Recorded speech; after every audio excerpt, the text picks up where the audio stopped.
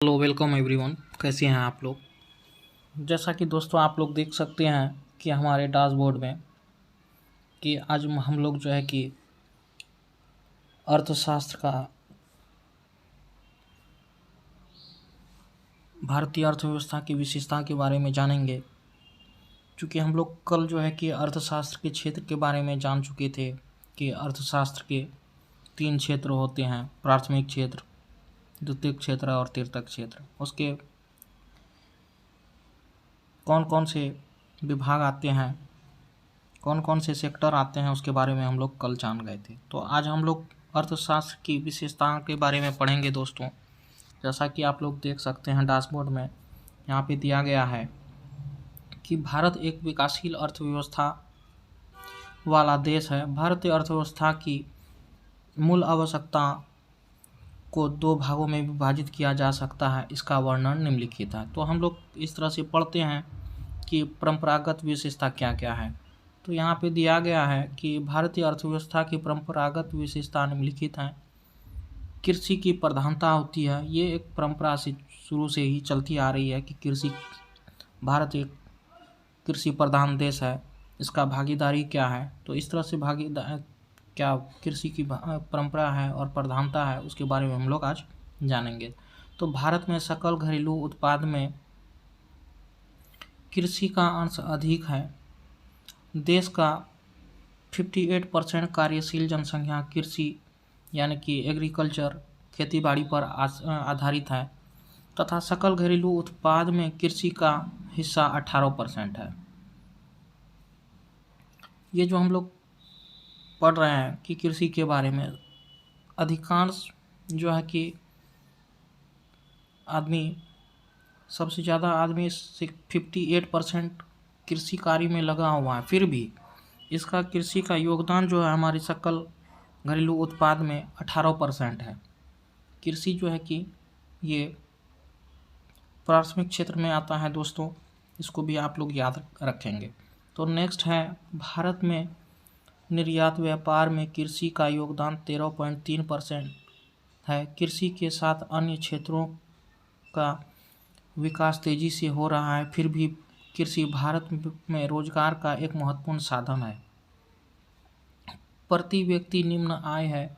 भारत में प्रति व्यक्ति आय पर कैपिटा इनकम जो है कि का निम्न स्तर पर विकास में बाधक है। भारत की तीव्र जनसंख्या वृद्धि से यह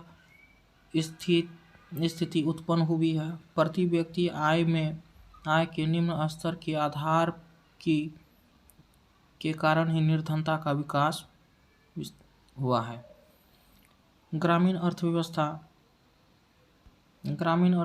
है, एक प्रधानता है इसका कि जनसंख्या 2011 के अनुसार भारत की कुल जनसंख्या का 67% भाग ग्रामीण कृषि में निवास करता है। ग्रामीण जनसंख्या का यह स्तर अत्यधिक है। विकसित अर्थव्यवस्थाओं में ग्रामीण जनसंख्या का प्रतिशत निम्न होता है। शहरों के विस्तार से ग्रामीण अर्थव्यवस्था को भी विस्तार का अभाव मिलता है। जनसंख्या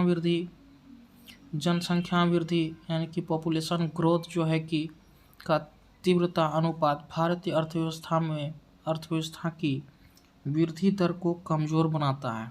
सही बात है कि जैसे जैसे यहाँ की जनसंख्या बढ़ेगा, बेरोजगारी बढ़ेगी और अर्थव्यवस्था में उस तरह का यहाँ पे रोजगार नहीं है, तो दोस्तों हमारी अर्थव्यवस्था जो है कि कमज़ोर हो जाएगी। तो इस तरह से यहाँ पे दिया गया है, वर्ष 2001 से 11 के बीच जनसंख्या की दशक की वृद्धि दर 17.64% रही है। आप लोग यहाँ से अनुमान लगा सकते हैं कि हमारे देश की जनसंख्या वृद्धि किस तरह से अधिक होती जा रही है। तीव्र जनसंख्या वृद्धि दर के कारण उपलब्ध संसाधनों पर दबाव बढ़ता है और सीमित संसाधनों के कारण कुछ लोगों तक संसाधनों की पहुंच हुई, जिससे सामाजिक आर्थिक असमानता बढ़ी है। तो नेक्स्ट हम लोग देख सकते हैं कि इस तरह से आप लोग भी समझ गए होंगे कि जनसंख्या वृद्धि की क्या क्या विशेषता है दोस्तों। तो नेक्स्ट है, अब हम लोग बेरोजगारी के बारे में पढ़ लेते हैं। तो बेरोजगारी जो है, भारत में मानव श्रम की उपलब्धता अधिक है, जबकि इसके अनुपात में उत्पादक कार्य की कमी है। ऐसी अवस्था में सभी के लिए रोजगार की व्यवस्था करना कठिन है। कृषि क्षेत्र में आवश्यकता से अधिक लोगों के कार्यरत होने से उत्पादकता प्रभावित हुई है। भारत में कृषि के क्षेत्र में मानव संसाधन आवश्यकता से अधिक संलग्न है। इस तरह से हम नेक्स्ट बढ़ते हैं दोस्तों। आय वितरण में असमानता। भारत में आय तथा संपत्ति के वितरण में अत्यधिक असमानता है। इस असमानता के कारण गरीबी तथा बेरोजगारी की समस्या उत्पन्न हुई है। विकसित देशों में कराधान की प्रगति प्रणाली के कारण आय वितरण में अधिक असमानता नहीं है। सामाजिक सुरक्षा व्यवस्था, शिक्षा, प्रशिक्षण तथा रोजगार के समान अवसरों के कारण अर्थव्यवस्था में आर्थिक असमानता कम है। और नवीन विशेषता, यानी कि अभी रिसेंटली नया जो है कि क्या विशेषता है भारत अर्थव्यवस्था की, हम इसके बारे में भी चर्चा कर लेते हैं दोस्तों। यहाँ पे आप लोग देख सकते हैं भारतीय अर्थव्यवस्था की नवीन विशेषताएं निम्नलिखित हैं। नियोजन अर्थव्यवस्था।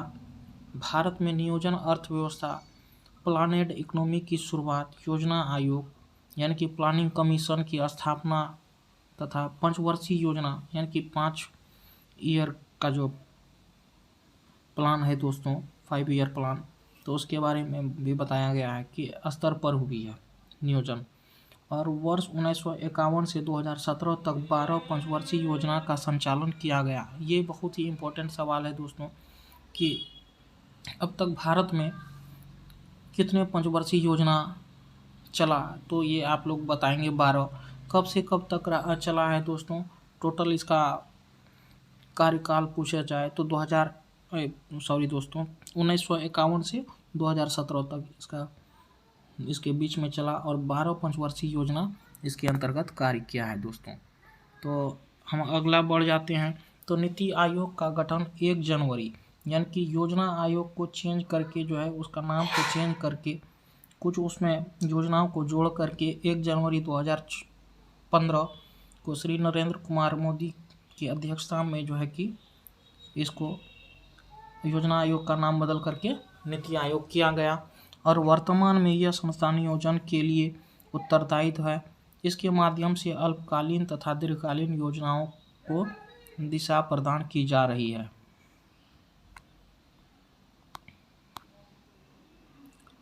तो यहाँ पे देख सकते हैं उद्योग का विकास। भारत में विभिन्न पंचवर्षीय योजना के दौरान औद्योगिक संयंत्र की स्थापना द्वारा उद्योगों के विकास का निरंतर प्रयास किया गया।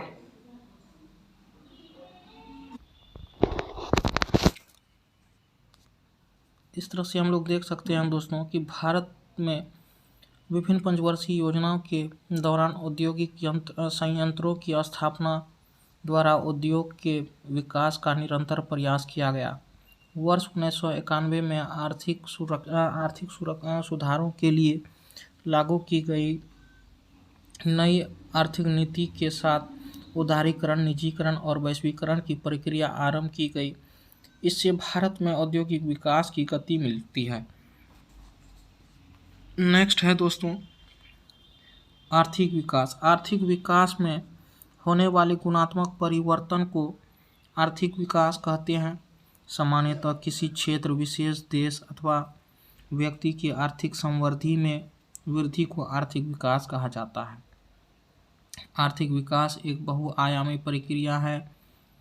इसमें मौद्रिक आय के कारण होने वाली वृद्धि के साथ शिक्षा, सार्वजनिक स्वास्थ्य तथा सामाजिक परिस्थितियों में सुधार को शामिल किया जाता है। नीति निर्माण की दृष्टि से आर्थिक विकास में उन सभी प्रयत्नों को शामिल किया जाता है। इसका लक्ष्य किसी जन समुदाय की आर्थिक स्थिति व जीवन स्तर में सुधार करना होता है। तो आज तक के लिए दोस्तों इतना ही, और नेक्स्ट वीडियो में हम आगे का चर्चा से में इसमें करेंगे। तो जैसा कि नेक्स्ट वीडियो में हम लोगों का आर्थिक विकास की संकेत रहेगा और मानव विकास की सूचकांक, बहुआयामी गरीबी सूचकांक, ये सब के बारे में डिटेल से हम लोग चर्चा करेंगे। आज तक के लिए इतना ही। वीडियो अच्छा लगे तो लाइक, सब्सक्राइब, कमेंट कर दीजिएगा और अपने दोस्तों में फैला दीजिएगा, क्योंकि हम इकोनॉमिक्स का प्रॉपर वे में तैयारी कराते हैं। जैसा कि आप लोग को बता दें कि आप लोग हमारे इस चैनल से जुड़ करके स्टेट पीसीएस से लेकर के टीचर स्टेट और एसएससी का आप लोग तैयारी अच्छे से कर सकते हैं। सो गाइस, वीडियो अच्छा लगे तो लाइक, सब्सक्राइब कीजिएगा। Thank you.